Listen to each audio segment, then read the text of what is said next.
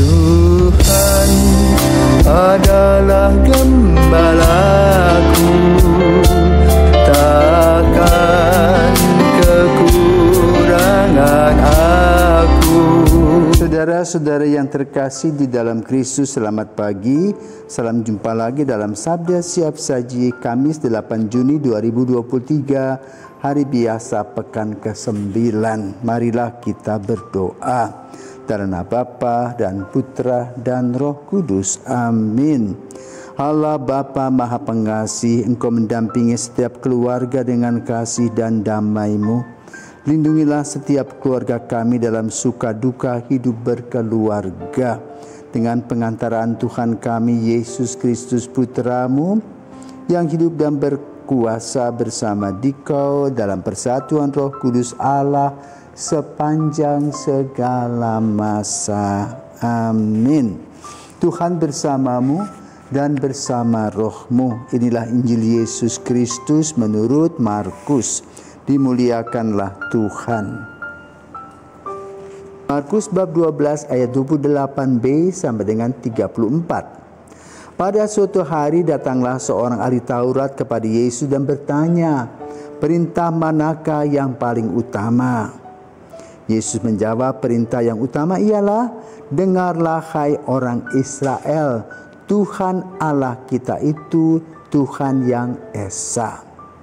Kasihilah Tuhan Allahmu dengan segenap hati, dan dengan segenap jiwa, dan dengan segenap akal budi, dan dengan segenap kekuatanmu. Dan perintah yang kedua ialah, kasihilah sesamamu seperti dirimu sendiri. Tidak ada perintah lain yang lebih utama daripada kedua perintah ini." Berkatalah ahli Taurat itu kepada Yesus, "Guru, tepat sekali apa yang kau katakan bahwa Dia itu esa dan tak ada Allah lain kecuali Dia. Memang mengasihi Dia dengan segenap hati, segenap pengertian dan segenap kekuatan, serta mengasihi sesama manusia seperti diri sendiri, jauh lebih utama daripada semua kurban bakar dan persembahan." Yesus melihat betapa bijaksananya jawaban orang itu. Maka ia berkata kepadanya, "Engkau tidak jauh dari kerajaan Allah." Dan tak seorang pun masih berani menanyakan sesuatu kepada Yesus.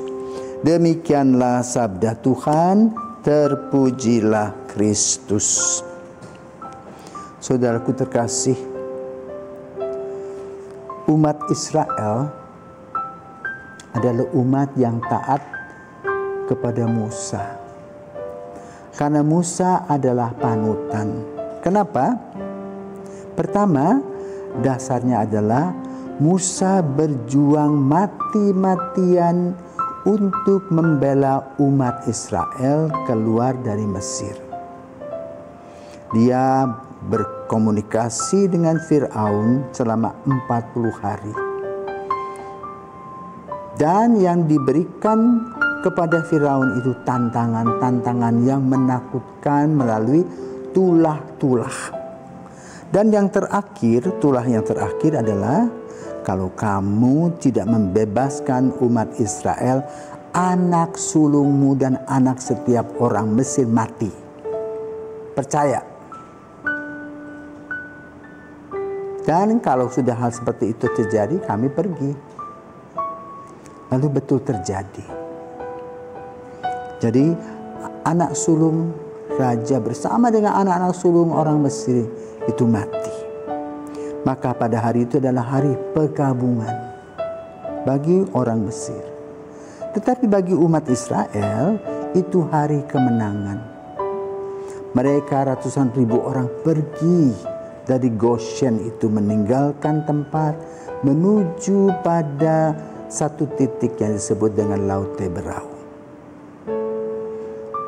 Dan tentu saja pada saat waktu itu Musa memberikan diri, bisa-bisa kalau gagal dia mati konyol. Tetapi kan dengan iman maka dia bisa membawa umat Israel keluar dari Mesir. Karena itu keajaiban yang terjadi yang tidak pernah terjadi lagi sampai hari ini adalah bagaimana laut Tiberia terbelah dua dan mereka ratusan ribu bisa menyeberang ke sana. Dan ketika mereka sudah sampai di tempat di tanah yang terjanji itu, laut itu kemudian menyatu kembali. Lalu Musa mengumpulkan dan mengajak umat Israel dengan segala macam kekuatan, dengan segala macam tantangan, dan juga dengan segala macam kelemahan yang muncul 40 tahun betul mendidik umat Israel untuk takut akan Allah. Maka kemudian Musa dikenal sebagai orang yang mengajak umat Israel untuk melaksanakan yang disebut dengan 10 perintah Allah. 3 untuk Allah, 7 untuk manusia. Apa bunyinya? 1. Akulah Tuhan Allahmu. Jangan menyembah berhala. Berbaktilah kepadaku saja, dan cintailah aku lebih dari segala sesuatu. Yang kedua, jangan menyebut nama Tuhan Allahmu dengan tidak hormat. Ketiga, kuduskanlah hari Tuhan. Maka lalu lembu-lembu emas yang dibuat oleh mereka dihancurkan. Kenapa?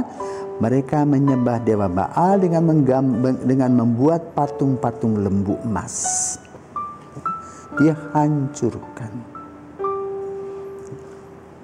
Dan kemudian Musa menguduskan hari Tuhan, lahirlah apa yang disebut dengan hari Sabat, di mana semua umat Yahudi hari Sabat itu adalah waktu istirahat, hanya dipakai untuk memuliakan Tuhan. Yang kedua, tablet yang kedua adalah 7 hal. Yang pertama, hormatilah ibu bapamu. Maka orang Israel itu hormat kepada orang tua. 2, jangan membunuh. Kenapa? Refleksi dari Kain dan Habel. Jangan berzina, hukum ke-6. Ya, inilah hukum barbar di mana manusia melecehkan manusia lainnya, dalam hal ini adalah para perempuan. Jangan mencuri. Maka Musa menanamkan nilai hak dan kewajiban yang kemudian ditumbuh kembangkan pada zaman kita. 8, jangan bersaksi dusta tentang sesamamu, tidak boleh bohong. Jangan mengingini istri sesamamu. Maka lalu kalau kita perhatikan nanti, Yohanes Pemandi menegur Herodes dan Herodias. Kenapa? Herodes mengambil istri Filipus untuk dijadikan gundiknya. 10, jangan mengingini milik sesamamu secara tidak adil. Itu dengan kecurangan-kecurangan. Itu yang ditanamkan Musa. Musa adalah pemimpin legendaris dan idola bagi umat Yahudi sampai hari ini. Maka kemudian lahir kelompok-kelompok seperti orang Farisi, orang Saduki. Nah, hari ini kita mendengar kata-kata Yesus yang luar biasa. Ya. Dia memberikan kepada kita nilai-nilai kehidupan. Ya, relasi antara manusia dengan Tuhan secara vertikal, lalu relasi manusia dengan manusia secara horizontal yang melahirkan tanda salib. Nah, disinilah kita dengar. Yang pertama, konsep Tuhan itu satu. Maka kita punya konsep Allah itu Esa, tapi Allah Tritunggal, 3 diri, 1 Allah. Yang kedua,